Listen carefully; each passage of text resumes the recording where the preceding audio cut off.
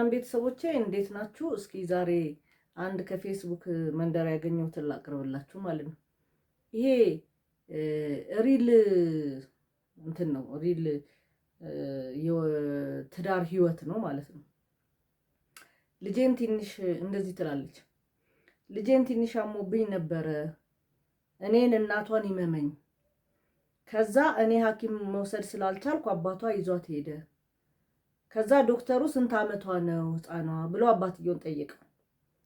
ባልየውም እኔ ጋር ደውሎ እማ ስንት ዓመቷ ነው ብሎ የልጁን እድሜ ጠየቀ። ዶክተር መቼ ነው የጀመራት ብሎ ጠየቀ። እሱም ድጋሚ ወደ እናትየው ደወለና መቼ ነው የጀመራት ህመሙ ብሎ ጠየቀ። በቃ ለዶክተሩ ስልክ ስጥልኝ ብዬ የነበራትን ምልክቶች የወሰደችውን ማስታገሻ አይነት ነግሬው ዘጋው።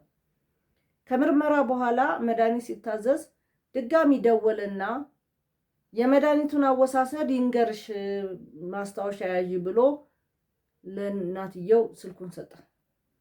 ከዛ እናትየው ራሴን እያመመኝም ቢሆን ተነስቼ ባሳክም ይሻለኝ ነበረ አለች። ይሄ እውነተኛ ታሪክ ነው። ወደ አንድ ገበሬ ቤት አንድ ሪሰርች የሚሰሩ ሰዎች ሄዱ ማለት ነው። ገበሬውን አገኙት። ገበሬው ምንድነው ስራ አሉት። ያው እኔ ገበሬ ነኝ አለ። ሚስትህስ ሲል ሚስቴ ስራ የላትም አለ። እስቲ እንደው የቀን ውሎህን ንገረኝ አሉት። እሺ አለና መጻፍ ጀመሩ ሪሰርቸሮቹ ማለት ነው። ጠዋት እነሳለሁ፣ ፊቴን እታጠባለሁ። የፊት ውሃ ማን ነው የሚያቀርብልህ? ሚስቴ ናት የምታቀርበው። ከዛስ ቁርስ በላለሁ። ቁርሱን ማን ነው የሚሰራው? ሚስቴ ናት የምትሰራው። ከዛስ ወደ እርሻዬ ሄዳለሁ። እሺ እርሻስ ምሳ ሰዓት ሲደርስ ምሳ በላለሁ። ከዛ ማን ነው የሚሰራው ምሳውን? ሚስቴ ናት የምትሰራው። ከዛስ ምሳ ሰዓት ቡና እጠጣለሁ። ጠዋትም ረስቼዋለሁ፣ ቡና ይጠጣል። እሺ ከዛስ ቡና እጠጣለሁ፣ የምሳ ሰዓት ማለት ነው። ማን ነው የሚያፈላው ቡና? ሚስቴ ናት የምታፈላው። ከዛ አንጎለጉላለን። ጉልጓሎ ታውቃላችሁ? መሬቱ ከታረሰ በኋላ አረሞች ምናምን አሉ እና አረሙ ይነሳል። ምክንያቱም ከአረሙ ጋር መልሰን ከዘራንበት ትክክለኛ እህል ስለማይበቅል ማለት ነው። ጉልጓሎ እንጎለጉላለን። ማን ነው የሚጎለጉል?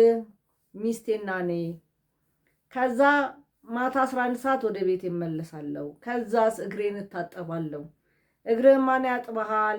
ሚስቴ ታጥበኛለች። ከዛስ ቡና እራት እበላለሁ።